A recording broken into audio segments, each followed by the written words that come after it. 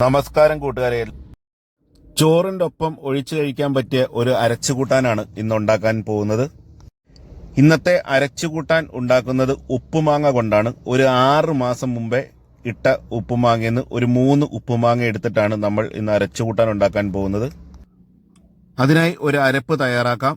അരമുറി തേങ്ങയുടെ തേങ്ങാപ്പീര, ഒരു 6 to 7 ഉള്ളി, 1/4 ടീസ്പൂൺ ജീരകം, 1/4 ടീസ്പൂൺ മഞ്ഞൾപ്പൊടി, ഇത്രയും ഫൈൻ പേസ്റ്റായിട്ട് അരച്ചെടുക്കാം.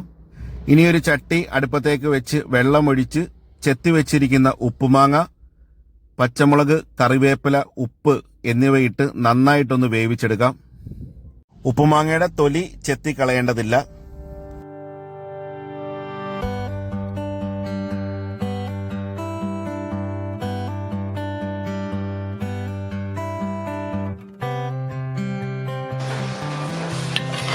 മാങ്ങയെല്ലാം നന്നായിട്ട് വെന്ത് വന്നിട്ടുണ്ട്.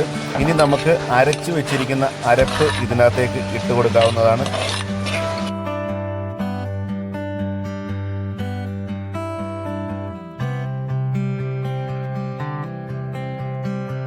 അരപ്പ് ചേർത്ത് കൊടുത്തതിന് ശേഷം മിക്സി കഴുകിയ വെള്ളവും കൂടെ അതിനകത്തേക്ക് ഒഴിച്ചു കൊടുക്കാം.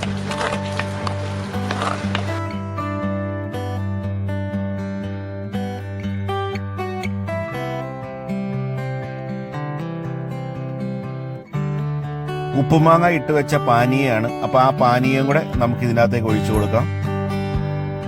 ഉപ്പുമാങ്ങയും ആ പാനീയവും കൂടെ ഒഴിച്ചു കൊടുക്കുമ്പോഴാണ് ഇതിൻ്റെ ഒരു ഫൈൻ ടേസ്റ്റ് എന്ന് പറയുന്നത്.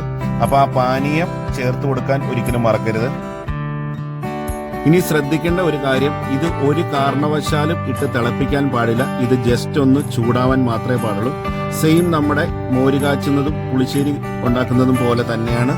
തിളയ്ക്കാനായിട്ട് പാടില്ല. ജസ്റ്റ് ഒന്ന് ചൂടാവുക. ചൂടായതിനു ശേഷം നമ്മൾ എടുത്ത് മാറ്റി വെക്കുക.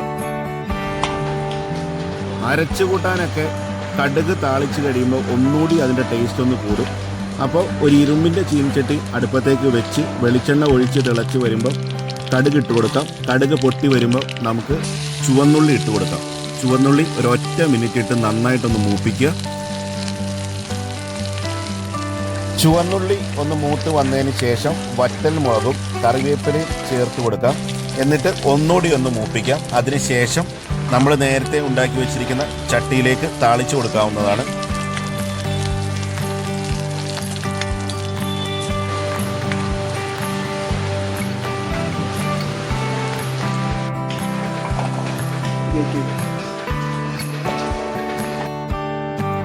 കടുക് വറുത്തത് ഇട്ട് കൊടുത്തതിന് ശേഷം അതിൻ്റെ മേളിലേക്ക് ഒരു 1/4 ടീസ്പൂൺ മുളക് പൊടി ഇട്ട് കൊടുക്കുക.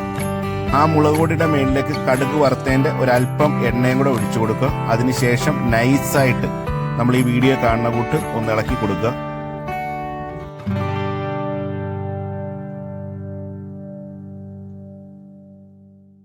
വളരെ എളുപ്പത്തിലും അതീവ രുചിയിലും ഉണ്ടാക്കാവുന്ന ഒരു ഉപ്പുമാങ്ങയുടെ റെസിപ്പിയാണിത്. അപ്പോൾ എല്ലാവരും ഒന്ന് പരീക്ഷിച്ച് നോക്കുക. ഇഷ്ടപ്പെട്ടെങ്കിൽ ലൈക്ക്, ഷെയർ, കമൻറ്റ് എന്നിവ ചെയ്യുക.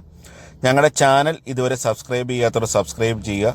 ഇനി മറ്റൊരു വീഡിയോയുമായി കണ്ടുമുട്ടാം. എല്ലാവർക്കും നന്ദി, നമസ്കാരം.